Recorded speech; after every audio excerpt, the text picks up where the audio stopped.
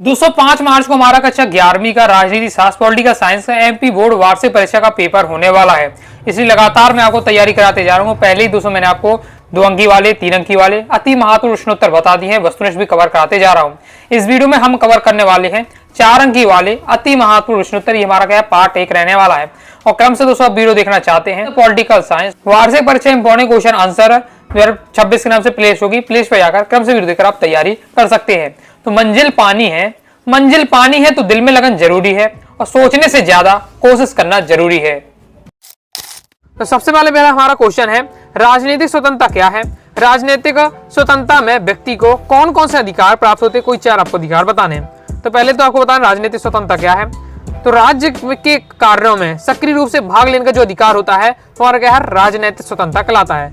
यानी राज्य के कार्यों में भाग लेने की स्वतंत्रता हमारे राजनीतिक स्वतंत्रता हो गए। अब इसमें हमें कौन कौन से इसके आपको क्या होते हैं अधिकार प्राप्त इसके अंतर्गत वो आपको पूछे जा रहे हैं। तो पहला नागरिकों को अपने प्रतिनिधि निर्वाचित करने की स्वतंत्रता, क्योंकि कि हमें अपना प्रतिनिधि, हमें किसी अपना नेता बनाना है, वो उसके लिए हमें स्वतंत्रता मिली है।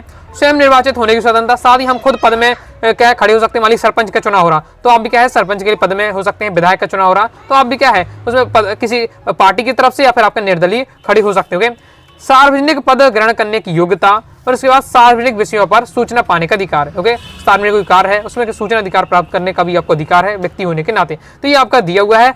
राजनीतिक स्वतंत्रता में व्यक्ति को ये जो अधिकार प्राप्त होते हैं। जब भी दोस्तों 4 नंबर वाले क्वेश्चन का सॉल्यूशन आपको थोड़ा लेंदी रहता है, लेकिन आपको पॉइंट वाइज पॉइंट आपको तैयार करना पड़ता है। तो आपको सबसे पहले दोस्तों हो गया है हेडिंग याद करनी है। हेडिंग याद होगी फिर उसके बारे में आप क्या पढ़ लेंगे तो फिर अपने हिसाब से 2 लाइन लिख पाएंगे। अगर हेडिंग ही भूल जाते हैं, मेन पॉइंट भूल जाते हैं तो फिर आप क्या है लिख नहीं पाएंगे। इसलिए पहले अच्छे से हेडिंग आपको तैयार कर लेना है। नेक्स्ट हमारा क्वेश्चन रहने वाला है, सकारात्मक स्वतंत्रता की अवधारणा को समझाइए। अब सकारात्मक स्वतंत्रता क्या है वो आपसे यहाँ पूछा जा रहा है। तो यह दृष्टिकोण व्यक्ति की स्वतंत्रता में राज्य की भूमिका को महत्वपूर्ण मानता है। इसके अनुसार व्यक्ति और राज्य के हितों में क्या है, कोई विरोधाभास नहीं है। स्वतंत्रता का आशय उन आवश्यक भौतिक परिस्थितियों और सुविधाओं की उपलब्धता से है जिसमें व्यक्ति अपना अधिकतम विकास कर सकता है। लॉ के अनुसार ये क्या है, स्वतंत्रता की परिभाषा दी है। जहाँ कानून नहीं है वहीं आपका क्या स्वतंत्रता, वहीं स्वतंत्रता नहीं है। यानी जहाँ कानून होगा वहाँ क्या है स्वतंत्रता भी आपको मिलेगी। मतलब नियमों के बंधे रहकर भी आपको क्या स्वतंत्रता दी जा सकती है। वो सब आपका दिया हुआ है सकारात्मक स्वतंत्रता के बारे में। और इस सिद्धांत की क्या है, इसकी विशेषताएं बताई जा रही हैं। ओके, तो आपको पढ़ना है पहले अच्छे से और समझ कर आपको क्या तैयार करना है। इस बार नेक्स्ट हमारा सामाजिक न्याय के कोई 4 महत्व लिखिए। सामाजिक न्याय के क्या क्या महत्व है, क्रम से आपके 4 महत्व दिए गए हैं। जो सामाजिक न्याय का पहला जैसे महत्व है कि सामाजिक समानता के लिए सामाजिक न्याय आवश्यक है। सामाजिक समानता के आधार पर भारत के संविधान में अस्पृश्यता को दंडनीय अपराध माना गया है। अस्पृश्यता यानी छुआछूत को क्या है, दंडनीय अपराध है। व्यक्तित्व विकास के लिए सामाजिक न्याय आवश्यक है। समाज में व्याप्त कुरीतियों को दूर करने के लिए सामाजिक न्याय आवश्यक है, जिससे व्यक्ति के क्या है सम्मान पूर्वक जीवन निर्वाह कर सकते हैं। बाकी क्रम से आपको दिया हुआ तैयार आपको कर लेना है। मैं ज्यादा आपको समझा नहीं रहा हूँ, मैं आपको बता रहा हूँ कौन कौन से क्वेश्चन आपको सिलेक्टेड है जो आपको तैयार करके रखने चाहिए। न्याय के सिद्धांतों का वर्णन कीजिए। कोई 4 आपको बताने हैं।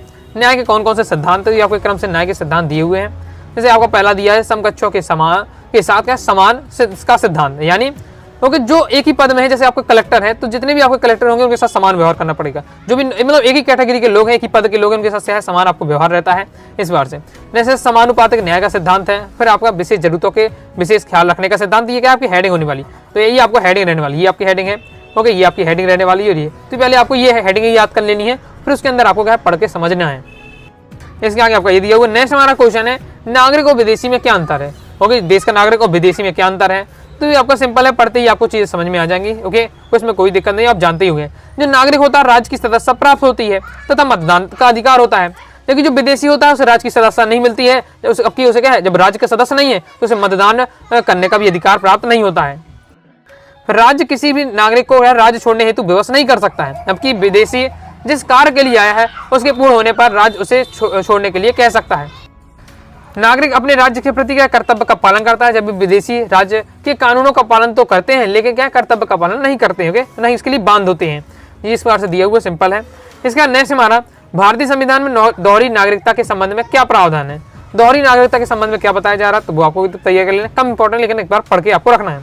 नेक्स्ट है, साझा विश्वास राष्ट्रीयता के निर्माण में एक सहायक तत्व है, स्पष्ट कीजिए। तो ये आपका दिया हुआ है।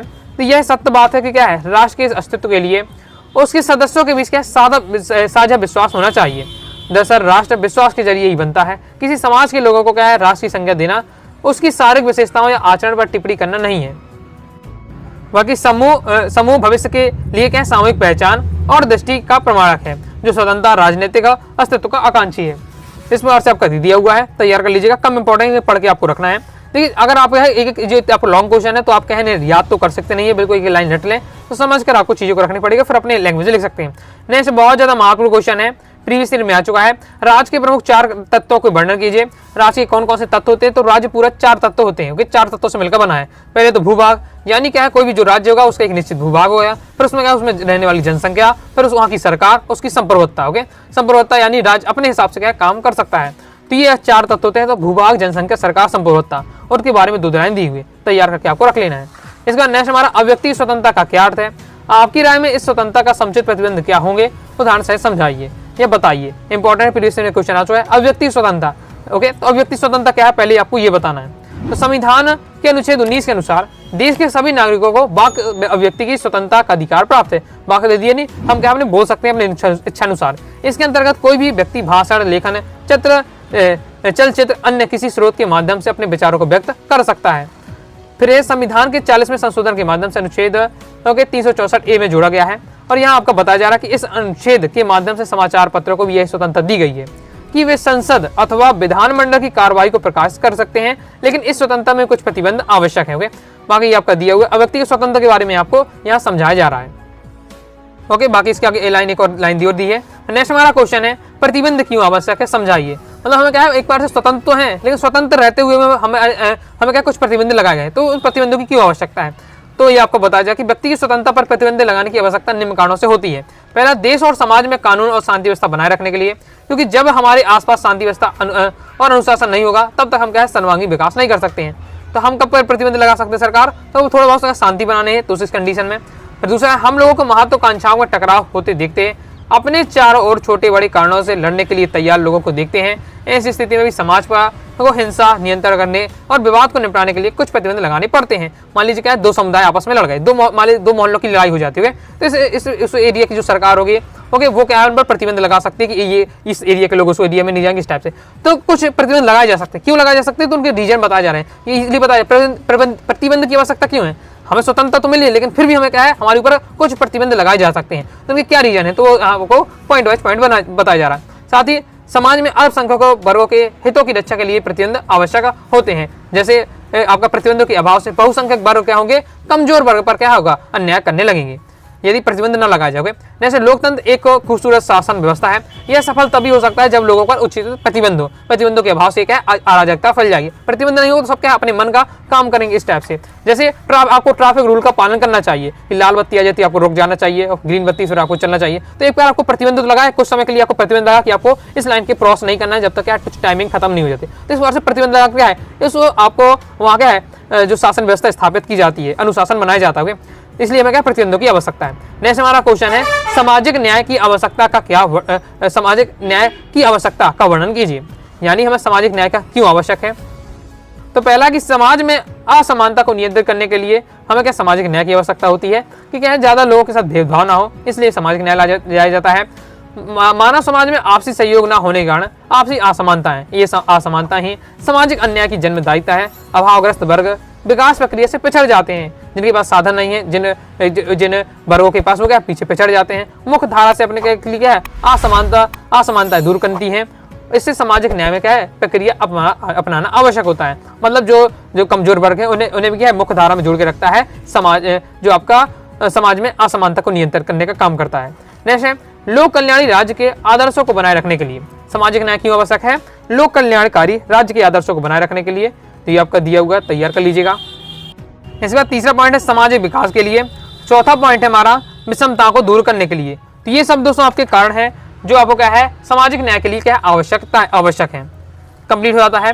नेक्स्ट हमारा क्वेश्चन है, सामाजिक न्याय की प्रमुख 4 विशेषताएं लिखी, इंपॉर्टेंट है, प्रीवियस क्वेश्चन आ चुका है। सामाजिक न्याय की विशेषताएं, तो कौन कौन सी विशेषताएं? पहला कानूनी समानता, दूसरा है सामाजिक समानता, तीसरा है असमानता का हास्य यानी असमानता की कमी हो रही है, यानी समानता को महत्व दिया जा रहा है, और अवसर की समानता।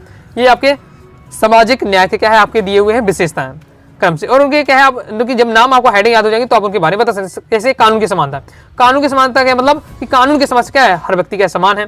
सामाजिक समानता का मतलब कि जाति, वंश, धर्म, लिंग, जन्म स्थल आदि के आधार पर क्या है, राज्य नागरिकों के साथ कोई भेदभाव नहीं करेगा। असमानता का हास यानी प्राकृतिक मानवीय असमानता को कम करना, जात पात छुआछूत को क्या है उन्मूलन करना, उन्मूलन यानी उनका क्या है खत्म करना। जैसे अवसर की समानता और साथ ही योग्यता रखने पर बिना किसी भेदभाव को क्या सबको क्या है नौकरी प्राप्त करने का अधिकार है। तो ये सामाजिक न्याय की सब विशेषताओं के अंतर्गत आता है। नेक्स्ट हमारा क्वेश्चन है नागरिक किसे कहते हैं? आदर्श नागरिकता की क्या बाधा है? आदर्श नागरिकता की आपको बाधाएं बतानी है। तो पहले नागरिकता क्या है? तो नागरिकता एक परिस्थिति है जो नागरिक होने के नाते व्यक्ति को प्राप्त होती है। दूसरे शब्दों में कहें, नागरिकता का तात्पर्य राजनीतिक समुदाय में सामाजिक और राजनीतिक जीवन में सहभागिता से है। तो ये आपकी नागरिकता के बारे में दिया हुआ है। अब आदर्श नागरिकता है उसके मार्ग में बाधाएं पूछी जा रही हैं। तो कौन कौन सी बाधाएं? अशिक्षा है, निर्धनता और सांप्रदायिकता है। ओके, शिक्षा और ज्ञान के अभाव से क्या है आदर्श नागरिकता की कल्पना नहीं की जा सकती। हम सोचे कि क्या है देश में आदर्श नागरिक बने, लेकिन अगर उन्हें ज्ञान ही नहीं होगा तो वो क्या है वो आदर्श नागरिक नहीं बन पाएंगे। ओके, ये जोड़ा जा रहा है। दूसरा है निर्धनता। आदर्श नागरिकता के मार्ग में मुख्य बाधक निर्धनता भी है। गरीब व्यक्ति के अपने भोजन और कपड़े इत्यादि संबंधित समस्याओं से उलझने में ही व्यस्त रह जाता है। मतलब जो गरीब व्यक्ति होगा उसे केवल इसी की चिंता होगी कि क्या उसे देश से मतलब से कुछ देश का विकास हो रहा नहीं हो रहा, उसे उसका मतलब है क्योंकि वो अपना खुद भोजन और कपड़े की व्यवस्था नहीं कर पा रहा, तो उसे अपने भोजन और कपड़े की क्या है जो संबंधित समस्या होंगी उसको उसमें लगा रहेगा, उसे देश के विकास में कोई से इंटरेस्ट नहीं होगा। इस प्रकार से सांप्रदायिकता को आदर्श नागरिकता का प्रबल शत्रु माना जाता है। सांप्रदायिकता की भावना से सामाजिक जीवन में कटुता पैदा होती है तथा शांति क्या नष्ट हो जाती है। ऐसी स्थिति में आदर्श नागरिकता को प्राप्त करना असंभव है। नेक्स्ट हमारा क्वेश्चन रहने वाला है नागरिकता के दोहरे सिद्धांत की व्याख्या कीजिए। दोहरी नागरिकता कैसे प्राप्त हो जाती है? तो देख लेते हैं पहले नागरिकता के दोहरे सिद्धांत की व्याख्या। तो जिन देशों में जन्मदात नागरिक के लिए दो सिद्धांत हैं, पहले जन्म स्थान तथा दूसरा रक्त और वंश के सिद्धांत पर प्रचलित है। मतलब दोहरी सिद्धांत नागरिकता में दोहरा सिद्धांत ये होता है कि एक आप जहां जन्मे हैं वो वहां की नागरिकता, और एक हो सकता है कि आपके दादाजी पिताजी आपके जहां रह रहे हैं वहां से भी आप नागरिकता, तो वहां की व्यवस्था नागरिकता के दोहरे सिद्धांत में मिश्रित व्यवस्था सिद्धांत कही जाती है। इस दोहरे सिद्धांत वाले देश कभी कभी एक बच्चे की दोहरी जन्मजात नागरिकता भी प्राप्त हो जाती है। फिर नेक्स्ट हमारा कि दोहरी नागरिकता को कैसे समाप्त किया जा सकता है? तो कब समाप्त किया जा सकता है?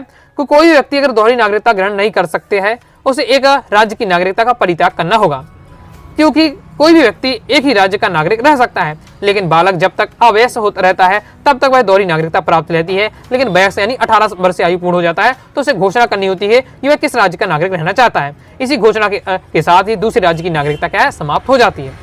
नेक्स्ट हमारा क्वेश्चन है अंतरराष्ट्रीय घटनाओं ने किस प्रकार से भारतीय राष्ट्रवाद को क्या प्रोत्साहित किया है? कम इंपॉर्टेंट है लेकिन एक बार इसे आपको पढ़ लेना है। सॉल्यूशन आपका दिया हुआ है, इसके आगे आपका ये दिया हुआ। ओके, नेक्स्ट और लास्ट क्वेश्चन है इंपॉर्टेंट है आपका, राष्ट्रवाद की 4 सीमाएं लिखिए।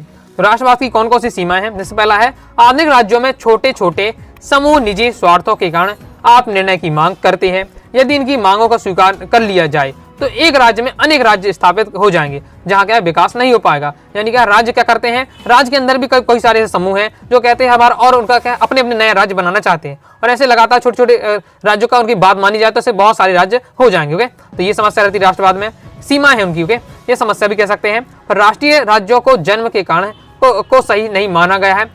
विद्वानों का मानना है कि इसकी वजह से जातीय भाषाई क्षेत्रीय श्रेष्ठता की भावना पैदा हो जाती है, जिसके कारण क्या है तानाशाही प्रवृत्ति में विकसित होने की प्रबल संभावना होती है, और जिससे क्या है लोगों की स्वतंत्रता के खतरे में पड़ सकती है। फिर जिस राष्ट्र की नागरिक हमेशा व्यक्तिगत हितों की पूर्ति में लगे रहते हैं वहाँ राष्ट्रीय भावना क्या अवरुद्ध हो जाती है। मतलब जो अपने बारे में सोचता है अपने राज्य के बारे में सोचेगा, फिर वो क्या अपने राष्ट्र के बारे में नहीं सोचता है। ओके, तो इस बार से यह राष्ट्रवाद की सीमाएं दी है, तो इनको भी आपको तैयार कर लेना है। तो ये सिलेक्टेड क्वेश्चन थे, आपका पार्ट 1 था। अभी कुछ और क्वेश्चन है 4 नंबर वाले, तो मैं सेकंड पार्ट में आपको कवर करा दूंगा। तो क्रम से दोस्तों वीडियो देखना चाहते हैं तो क्लास 11 पॉलिटिकल साइंस वार्षिक परीक्षा इंपॉर्टेंट क्वेश्चन आंसर के नाम से प्लेलिस्ट है, प्लेलिस्ट में जाकर क्रम से वीडियो देखकर आप तैयारी कर सकते हैं। तो आइए दोस्तों, आपको वीडियो से लाइक करें, सब्सक्राइब कर दीजिए, साथ ही दोस्तों टेलीग्राम चैनल व्हाट्सएप को ज्वाइन कर लीजिएगा। डाउट आता है दोस्तों तो कमेंट बॉक्स से आप जरूर पूछिएगा। मिलते हैं नेक्स्ट वीडियो में, तब तक के लिए बाय बाय।